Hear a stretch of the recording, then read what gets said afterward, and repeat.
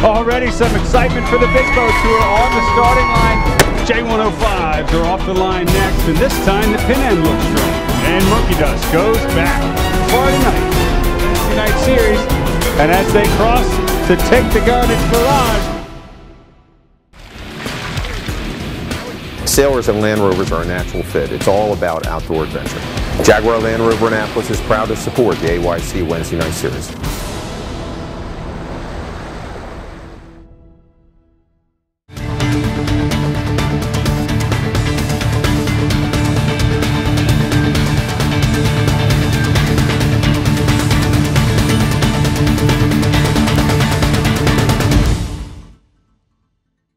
The Eastport Yacht Center on Back Creek, where the Severn meets the bay, is the perfect location for all your marine needs. It's a complete full-service marina with new floating docks and bathhouse. For more information, visit www.eastportyachtcenter.com. Hi, I'm Tucker Thompson from T2P TV. Welcome back to another Wednesday night race, of course, playing at the Boatyard Bar and Grill and the Annapolis Yacht Club. I'm joined by Molly Winans at Spin Sheet Magazine. Everybody knows her. I'm a little nervous to have you out on the boat because you might actually write about what we do here. Molly, it's good to have you. Thank you for having me. I'm enjoying it already. And we're going to check in with you at the end to see what you think of the whole show. But speaking of the race, what a perfect night. We've got 15 to 17 knots of breeze, and I always tell people there's two ways to make the show. Win the race or really screw it up. And I hate to say it, but we kind of hope the latter happens tonight because it's more fun to see on the video. Good luck. Add to the excitement, it's going to be a spinnaker start. We're at the committee boat end with Perp Zero. And the far 30s, that was the gun. Ramrod, Roddy David nails time on distance. The crew gets the kite up, and we're off.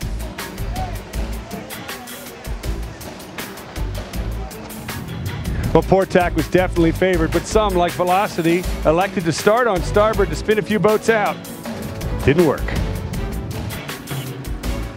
Most of the boats seemed to like an approach to the pin end of the line for Perf 1. 3 seconds to go. Maggie on starboard, the only boat at the committee boat end.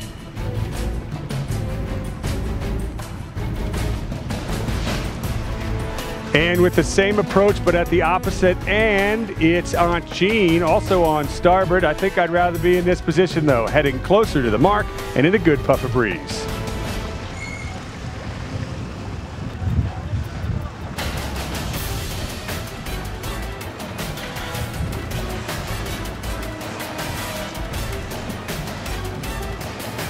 We've moved to the pin end, and so have the top boats in the J105s. Here's Mystery Machine and Doghouse fighting it out. Starboard approach to the pin end, a little bit unusual, but it looks like it's going to work for Pete McChesney. 3, 2, 1. There's the gun. Good job for Tuition 2, and the J105s are off.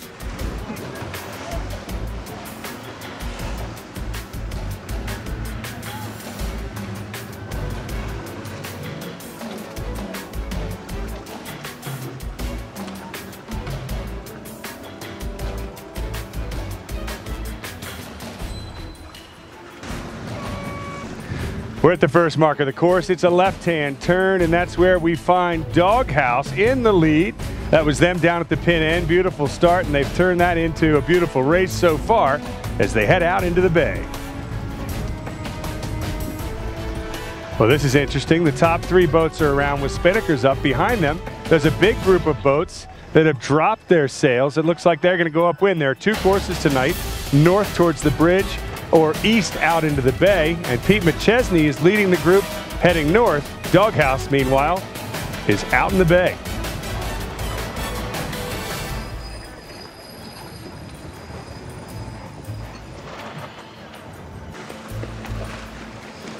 The majority of the fleet is heading offshore, and it looks like Petey and those that followed him have finally decided to join the group as well. Remember Maggie and Aunt Jean at the start? It seems like we see a lot of these two on Wednesdays, and for good reason. They are trading blows, and it was Aunt Jean from the pin end who gets the best of them and is leading back upwind.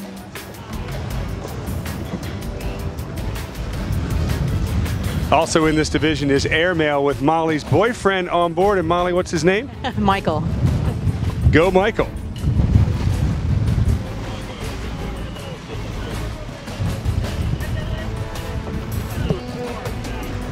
For the bigger boats now, it's a very long beat towards the Bay Bridge.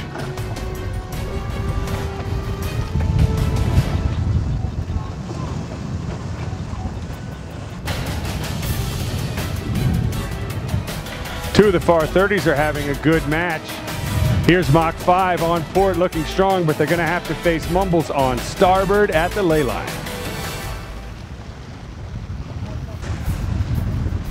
At the mark, Mach 5 has done it. Now we roll into the spinnaker set. In match racing, the advantage shifts to the trailing boat, but this is actually more of a reach, and Mach 5 stays in front.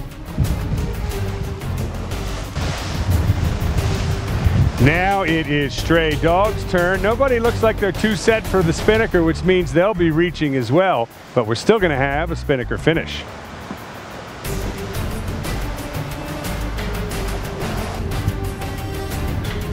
For everyone else, it's still a long upwind slog.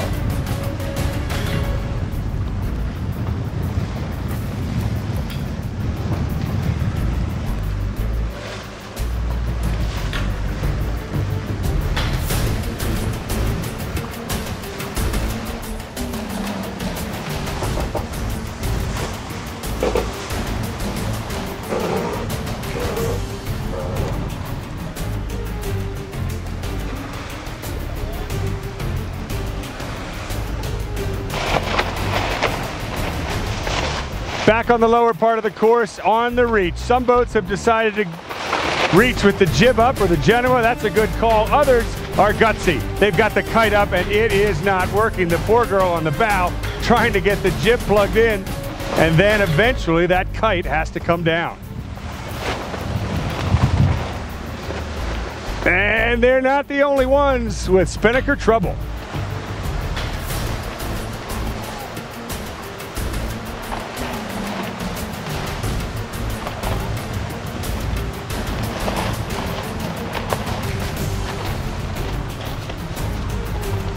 Whoa, hang on.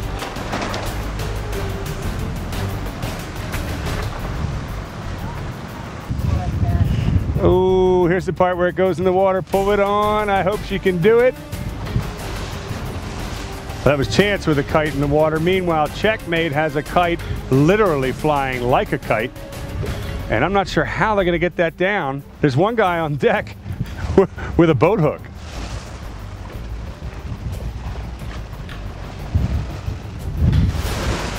Now I wonder what the rules would say here, windward leeward. Chaos to leeward.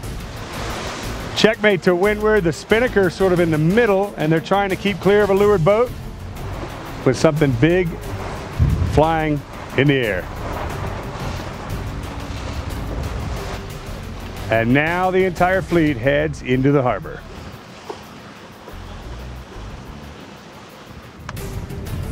For the Etchells, it's John Sherwood and Tom Donlan on Coruscant that are in the lead. Chris Brady, though, is just behind on 1238 and putting the heat on.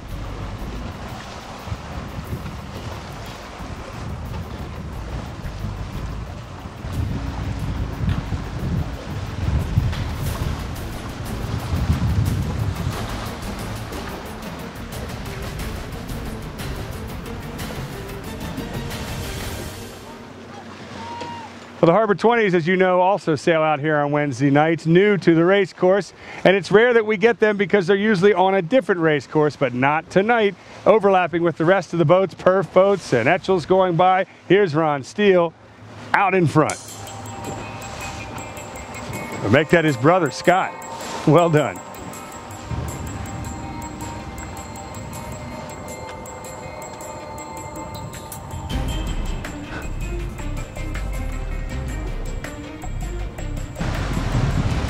There are a few different ways to take a spinnaker down on a sailboat. You could do a nice drop and pack it down the hatch.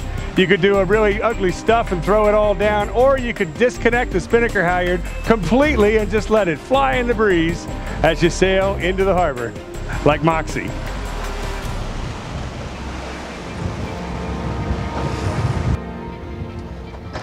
It's been a long race for everybody, including the J105s. Out in the bay, they've finally come back into the harbor here, and Doghouse is right where we left them, out in front.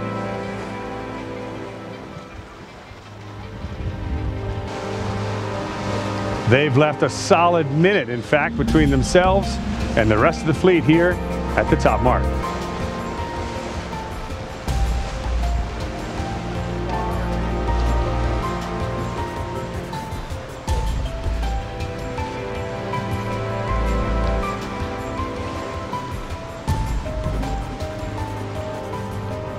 At the last checkpoint 1SC, it is all Doghouse's race to lose in the 105s.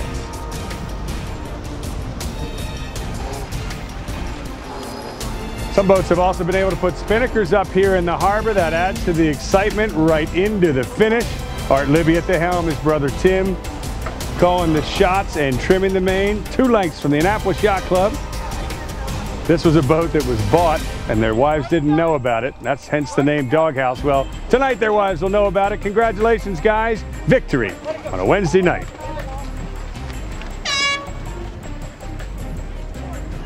And our first victory in the Harbor 20s, at least for our shows. Scott Steele. Well done.